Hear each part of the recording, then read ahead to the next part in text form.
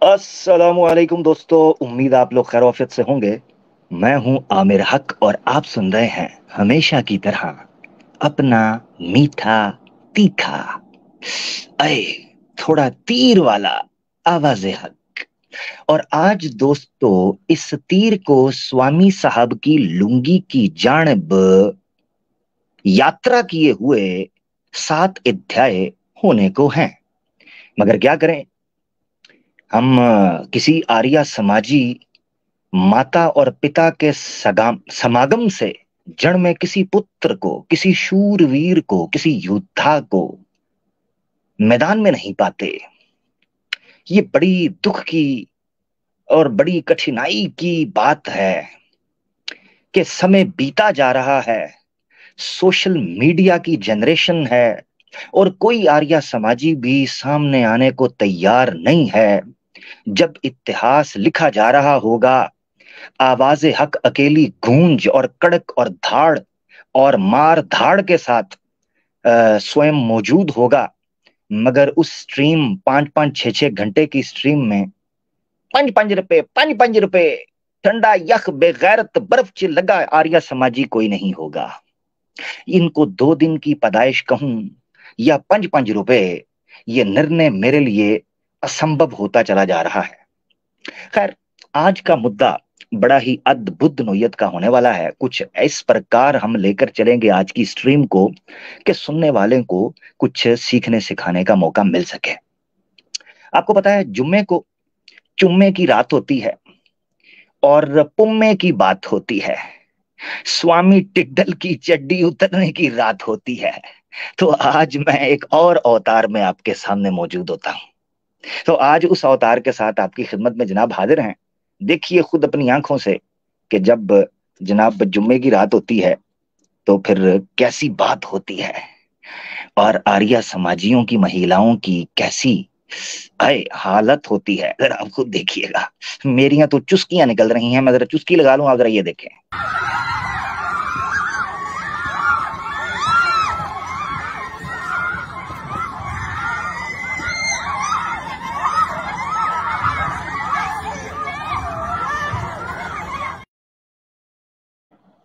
दोस्त हमेशा सोचते होंगे और कई मुसलमान भी परेशान होंगे, कभी कभी सोचते होंगे।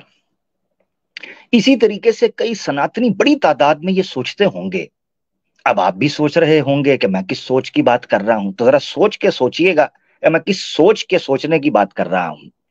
आर्या समाजियों और सनातनी दोस्तों, आपकी तवज्जो मेरी तरफ रहे। कान मुझे दे दीजिए और बुद्धि तो आप बेच चुके हैं 5-5 रुपए की, उसको अपने पास रखिए, मगर कान दीजिए, क्योंकि कोई पता नहीं कब आपको किस वक्त आवाज सुनाई दे दे और समझ भी आ जाए। अब मैं जो कहने लगा हूं जरा देखिएगा। आपने अक्सर हमारी स्ट्रीम्स में भी और एच मुस्लिम्स हिजड़ों की स्ट्रीम के अंदर भी बड़ी तादाद में सनातनियों को कमेंट्स में भी, कॉल्स में भी, ईमेल्स में भी, मैसेजेस में भी, सोशल मीडिया की हर जगह पर यह कहते सुना होगा कि यार एच मुस्लिम्स तो इस्लाम पे बात कर रहे हैं, आप लोगों ने सनातन धर्म की चड्डी उतारना शुरू कर दी है, हमारा क्या कसूर। हैं जी, हैं जी, जे पिया पाम, हम तो पे पिया पाम करते रहते हैं, सुबह शाम करते रहते हैं। हाँ, तो हमारा क्या कसूर, आपने इनको सुना होगा। तो आज हम आपको एक और, वैसे तो पहले मैं तकरीबन 8 से 10 स्ट्रीम्स कर चुका हूं सबूत देकर एक किस तरीके से आप लोग इन्वॉल्व हुए सनातनी लोग, तो हमने सनातन धर्म के बारे में बात करना शुरू की। अगर ये मसला सिर्फ और सिर्फ इस्लाम और एच मुस्लिम्स और मुसलमानों के दरमियान होता तो आपके तरफ तो थूकते भी नहीं हम, सीधी सी बात है। हम तो अपनी थूक को भी आपके ऊपर व्यर्थ नहीं जाने देते। तो जरा तवज्जो अब स्क्रीन पर रखिएगा और मैं आपको बताने लगा हूं कि इनकी चड्डी मैं क्यों उतारता हूं और हम क्यों उतारते हैं और उतारते रहेंगे जब तक ये बाज नहीं आएंगे। जरा 2-3 आपको मैंने स्क्रीनशॉट दिखाने हैं बस, ठीक है ना। ये देखें जी आपकी स्क्रीन के ऊपर, चैनल बंद हो रहा है या बैन हुआ एक्स मुस्लिम साहिल का। ट्रेंड कौन चलवा रहा है, कौन चलवा रहा है? सनातनी। ये फ्रेश सबूत मैं आपको फ्रेश दे रहा हूं। हाँ जी, हीटेड पिछवाड़ा, ताकि हम जो तुम्हारी पुंगी बजा रहे हैं, हाय हाय, उसकी लीगल जस्टिफिकेशन भी तो देनी है ना जनता को, सियासी बयान भी तो देना है ना जी। वो अलग बात है कि मजा आता ही बहुत है तुम्हारी लेने में क्लास। हम्म, मजा ही बहुत आता है, मगर क्या करूं, अब आपको दिखा दिया है हीटेड पिछवाड़ा जी। आपके सनातनियों के नए देवी देवता चैंपियन अपने जीजा जी को प्रमोट कर रहे हैं, कह रहे हैं please everyone tweet it, use hashtag unblock हिजड़ा शाहिल भारतीय, लो, और एंड टैग दीज पीपल। नीचे देखें, हीटेड पिछवाड़ा इस कदर कठिन जतन कर रहा है पोस्ट लगाकर 1 महीना पहले, तो फिर जब तुम्हारी चड्डी मैं देवी देवताओं की उतारूंगा ना चौंक में, तेल लगा के तीर घुसेड़ूंगा ना, तो फिर रोना नहीं है मेरे सामने आके। फिर कोई सनातनी ये ना कहे कि जी एच मुस्लिम्स इस्लाम और मुसलमानों का मसला है, ना ना ना। ठीक है जी, तो मंजी मैं चौंक च वजा के हवन की अग्नि के सामने पेलूंगा, हवन की अग्नि भी लगाऊंगा और तुम्हारी अग्नि को बुझाऊंगा, हाँ, मिट्टी का तेल लाके। ठीक है ना, एक तो ये हो गया। अब आगे आ जाओ, ये देखो जी 2 महीने पहले एच मुस्लिम का चैनल है, have a look at this very hard working x Muslim friend the channel. हाँ जी, हाँ जी, हमारा मसला तो एच मुस्लिम्स के साथ था, ये हीटेड पिछवाड़ा तो सनातनी है। हाँ जी, आर्या समाजियों के गोटियां उठाने वाला है। बेटा, अब तेरी देवी देवताओं के ऊपर जो मैं चस्के ले लेके नंगा करूंगा ना, उस वक्त सनातनियों तुम्हारी चीखें मेरे दर्द का मरहम बनती चली जाएंगी, तुम्हारी सिसकियां मेरी ठंडी आहें बनती जाएंगी। याद रखना, याद रखना, अब तुम्हारी स्क्रीन पर सबूत है, याद रखना, तुम्हें मना किया था। अब देखो तीसरा सबूत, 2 वीक पहले, प्लीज छब शराइब, एच मुस्लिम का नया चैनल है, प्लीज इसको छब शराइब कर लें। ये आपके सामने है, ये तो हिंदू का चैनल था, एच मुस्लिम तो मुसलमानों के साथ पड़ा था, उनका तो इस्लाम के साथ मसला था, ये तो सनातनी था, इसकी इन्वॉल्वमेंट कैसे?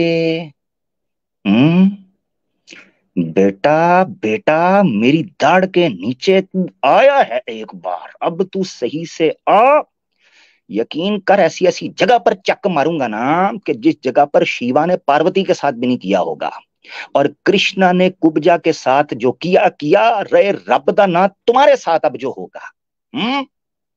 तो अड्डी ऐसी थी तैसी, मैदान में निकल कर बोलते हैं जनाब, मसला ये है कि मुसलमानों को तो चाहिए वो इस्लाम का दिफा करें ना जी, सनातन धर्म के ऊपर तो बात ना करें।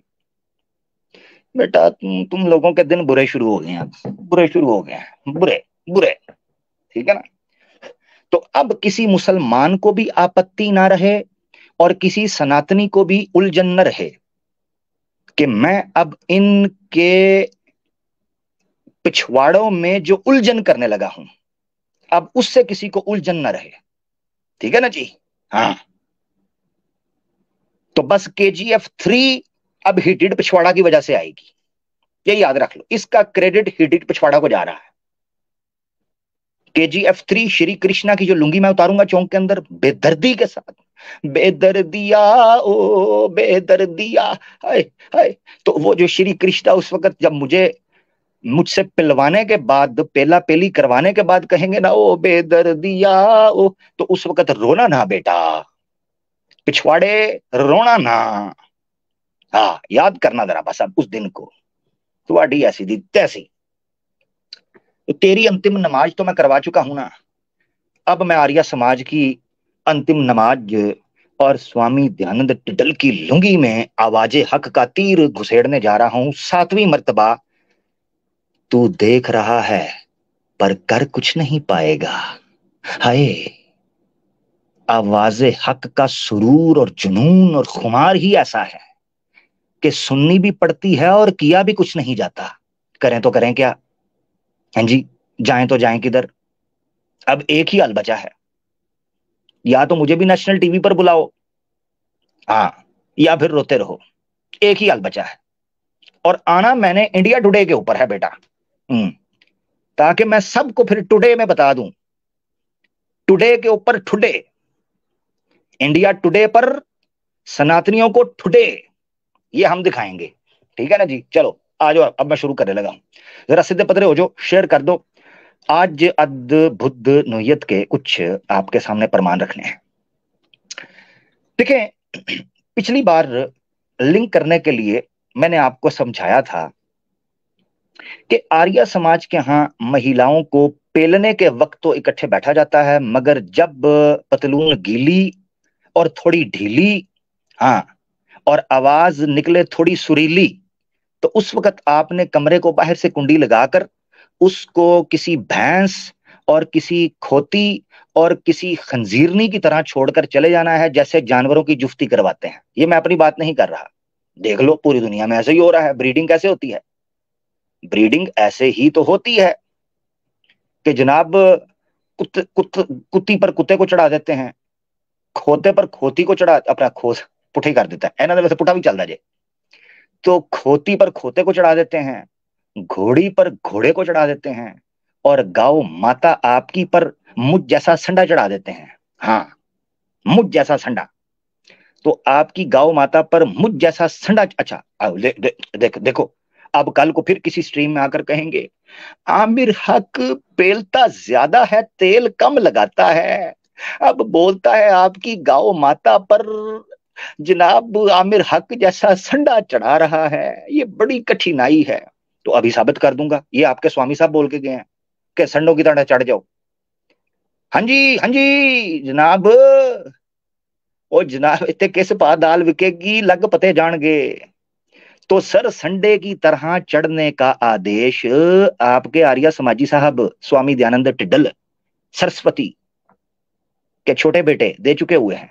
हाँ, अब देखिएगा आपकी स्क्रीन पर। लो जी, यहां से हम शुरू करते हैं।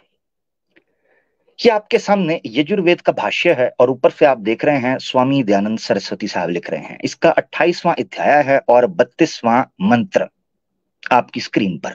क्या लिखते हैं जरा भावार्थ देखिएगा नीचे से। वो कहते हैं इस मंत्र में उपमा है। उपमा का मतलब होता है एग्जाम्पल दी गई है, ठीक है ना, समझाने के लिए। मतलब उपमा कहते हैं किसी चीज की एनालॉजी देना, कयास करवाना कि ये काम ऐसे करो, ठीक है ना। यानी मिसाल के तौर पर यह कहा जाए कि इस काम में खून पसीना एक कर दो, उसका मतलब यह नहीं है कि खून निकाल लो, मतलब यह है कि हार्ड वर्क करो, मेहनत करो, कठिन और कड़ियल होकर करो, ठीक है ना जी, हार्ड वर्क होना, इसका मतलब ये होता है।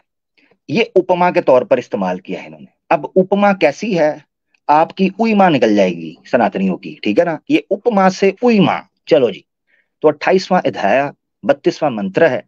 उपमा भावार्थ आप पढ़ लें। वो क्या कहते हैं, नीचे भावार्थ की जो मिड से शुरू हो रही है, ओ मनुष्यो, ओ आर्य समाजियो, जैसे बैल गांवों को, देखिएगा जरा आपकी स्क्रीन पर, जैसे बैल नंदी साहब गांवों को गाभिन, गाभिन का मतलब होता है प्रेग्नेंट, इम्प्रेग्नेट करना।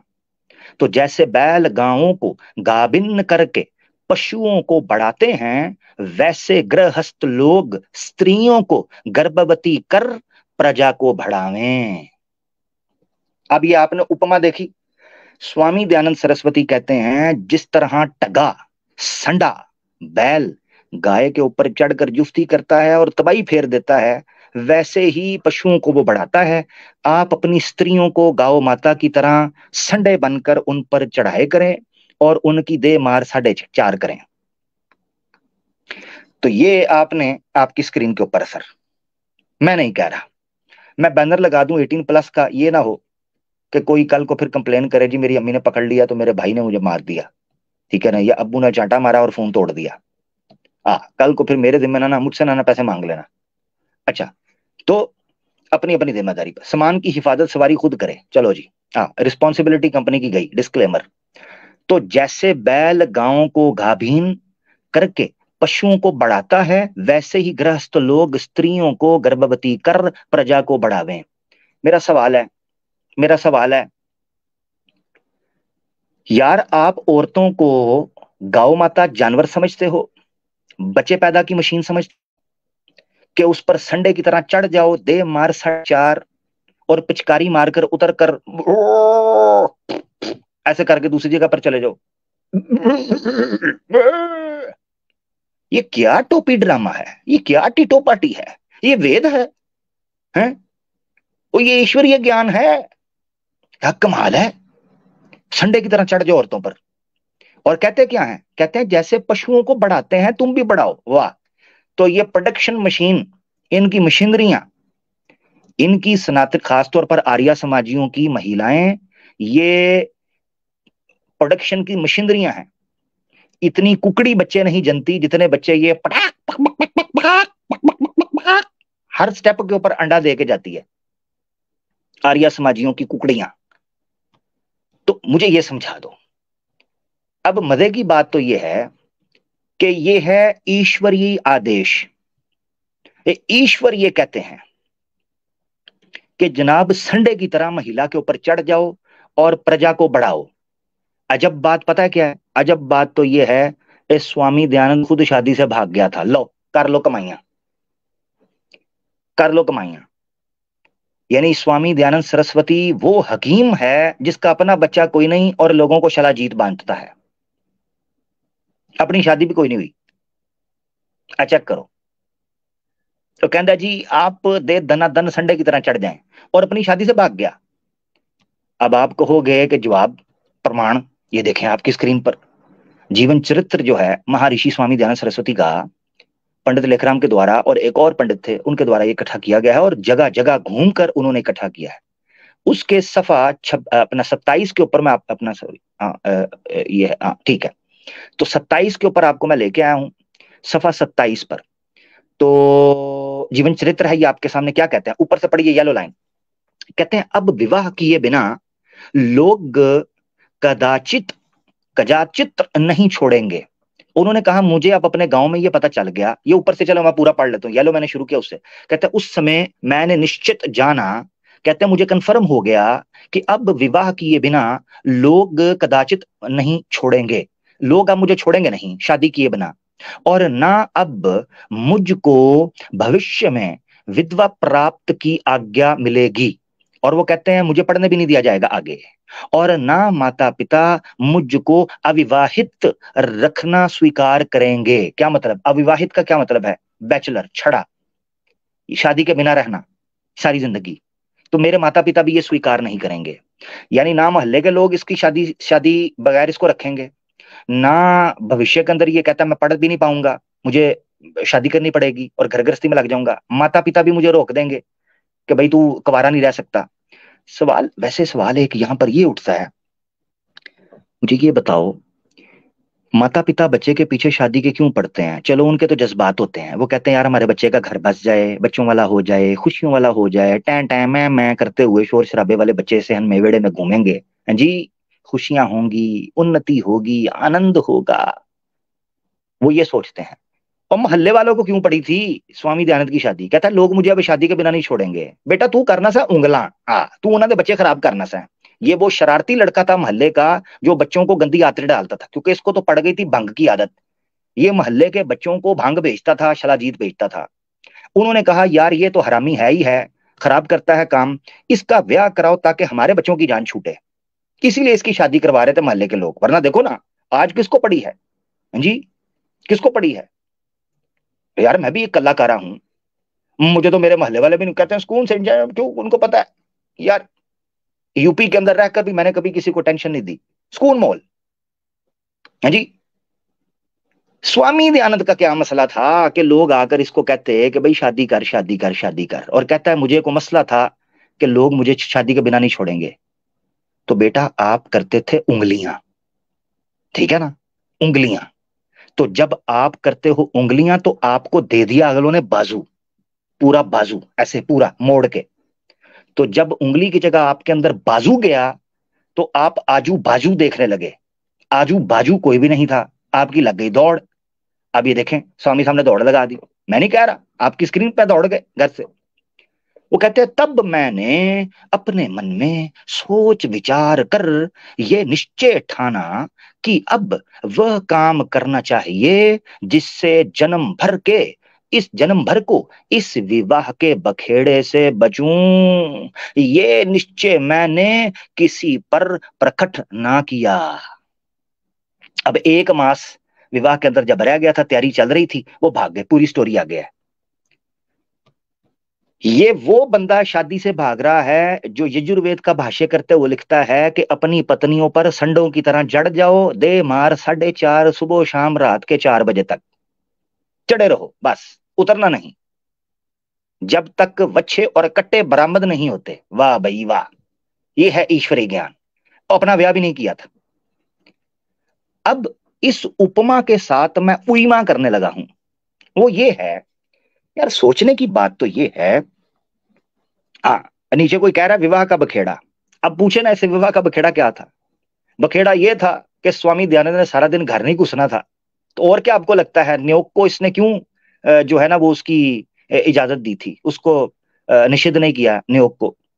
इसीलिए उसको पता था कि रात के 10 बजे मेरी बैटरी डिस्चार्ज हो जाती है, जिस वक्त सबसे ज्यादा जरूरत होती थी इसकी, उस वक्त ये सो जाता है।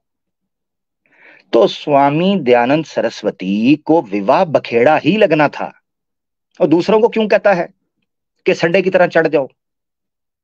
खुद तुझसे कुकड़ी की तरह भी नहीं चढ़ा जाता है, बल्कि चूहे की तरह भी नहीं। खैर, अब मैं आपको उपमा के साथ तो उईमा थोड़ा करवाना चाहता हूं। स्वामी दयानंद ने उपमा दी कि संडे की तरह चढ़ जाओ।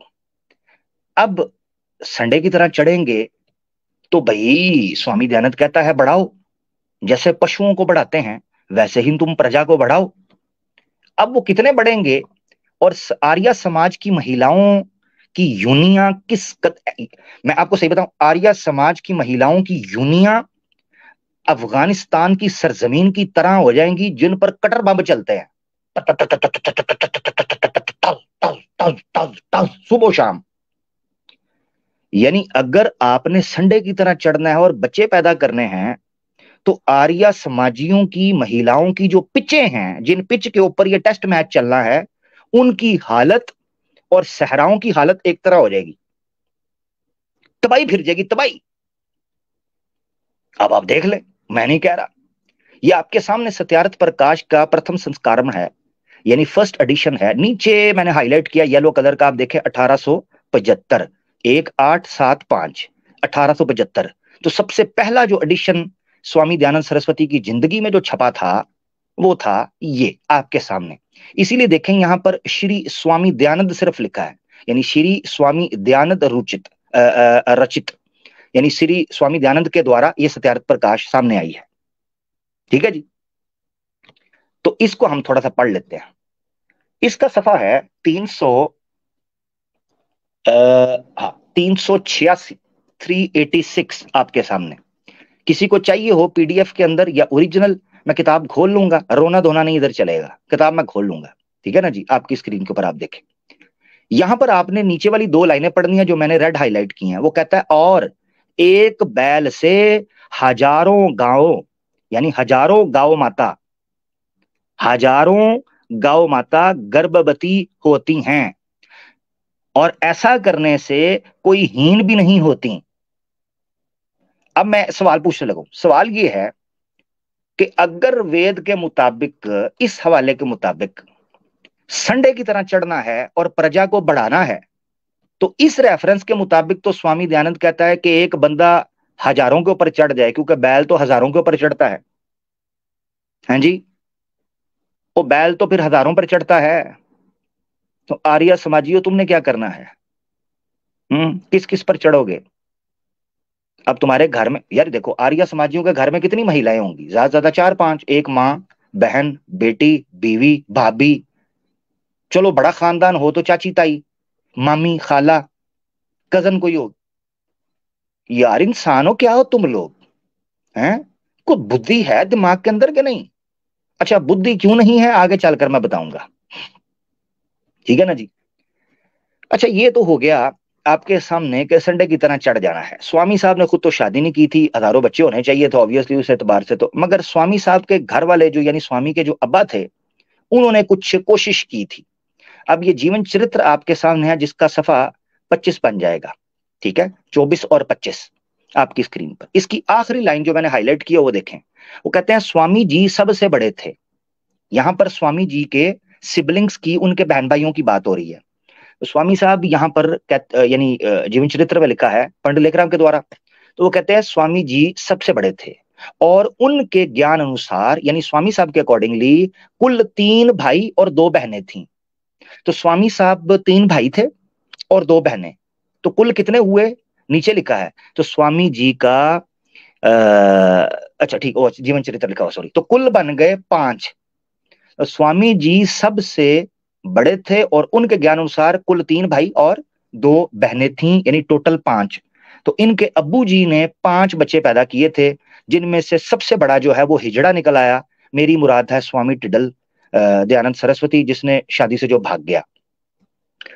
अब स्वामी साहब जो हैं वो संडे की तरह चढ़कर कहते थे बच्चे पैदा करो। वो बच्चे कितने होने चाहिए थे, मिनिमम मिनिमम एक रेफरेंस के अनुसार या उपमा के अनुसार तो हजारों होने चाहिए, क्योंकि हजारों औरतों के ऊपर संडे की तरह इन्होंने चढ़ना है। बैल तो इसी तरह ही चढ़ता है, तो फिर ऐसे चढ़ना है। मगर दूसरा मसला ये है कि एक जगह पर उन्होंने मिनिमम मिनिमम जो है वो क्वांटिटी बता दी है कि इतने बच्चे आपने पैदा करने हैं। ये देखें आपकी स्क्रीन पर, ऋग्वेद का मंडल 10 सूक्त 85 और मंत्र है 45। ऊपर आप देख सकते हैं कि ये स्वामी दयानंद सरस्वती का पदार्थ या भावार्थ नहीं है, मैं उनका बाद में दिखाऊंगा। पहले मैं आपको दिखा रहा हूं स्वामी ब्रह्म मुनि का, ठीक है। तो स्वामी ब्रह्म मुनि परिव्राजक, तो ब्रह्म मुनि परिव्राजक साहब का ये भाष्य है ऋग्वेद का, और उसमें वो क्या लिखते हैं, ऊपर पदार्थ में भी आप 10 पुत्र जो हैं वो पैदा करने हैं, मगर नीचे भावार्थ देख ले। वो कहते हैं पति को चाहिए कि पत्नी को सौभाग्यपूर्ण प्रासत प्राशस्त पुत्रों वाली बनावे। क्या मतलब है, वो कहते हैं कि हेल्दी बच्चे और ज्यादा सारे बच्चे उसको दे, तो 10 पुत्रों को उत्पन्न करे, अधिक नहीं, ठीक है। अथवा 10 बार गर्भदान करे, अपने को 11वां पालक समझे। अब ये आपके सामने खुलकर चीज आई है जिससे पता चलता है कि आर्य समाजियों के यहाँ पुत्र पैदा करने की तादाद मिनिमम मिनिमम या मैक्सिमम मैक्सिमम सॉरी कहना चाहिए, अधिक नहीं, यानी इससे ज्यादा नहीं करनी। तो इंसाफ की बात तो यह है कि 10 बच्चे तो मैक्सिमम मैक्सिमम होने चाहिए, बल्कि यही वेद का आदेश है कि 10 बच्चे आपने जरूर करने हैं। अच्छा, यहां पर कहा गया है कि अपने को 11वां पालक समझे, यानी 11 की टीम मुकम्मल करनी है। तो इससे भी आप पता चल सकता है कि संडे की तरह ये किस तरीके से चढ़ेंगे और 10 बच्चे कैसे पटक पटक करके बाहर फेंकेंगे, पटक पटक पटक पटक, ठीक है ना जी। इस तरह की आवाजें आ रही होंगी जैसी प्रिंटिंग प्रेस से आवाजें नहीं आती, टपटप टपटप टपटप टपटप, और स्टीम उठ रही होती है।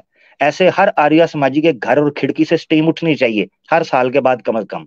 चलो कोई बात नहीं, हर साल के बाद तो आए ना। हाँ, एक हाल इनके पास हो सकता है, एक कुत्ती जो होती है, कुत्ती वो तकरीबन को 8-10 बच्चे देती है। अब आर्य समाजियों पर है कि अगर वो ऋग्वेद के आज्ञा के ऊपर जल्दी उस पर अमल करना चाहते हैं तो किसी कुत्ती के साथ सीधे हो जाए। हाँ, बहाना इनके पास ये भी लग सकता है कि पिछले जन्म में ये कुत्ती हमारी पत्नी रही थी, लिहाजा इस पत्नी के ऊपर चढ़ने का इस जन्म में भी हमें अधिकार है, क्योंकि विवाह तो जन्म जन्म का होता है। तो उस कुत्ती पर चढ़ जाए, उसके बाद जब वो 8 से 10 बच्चे निकालेगी तो ऋग्वेद के ऊपर उसकी आज्ञा पर आप अमल कर सकते हैं।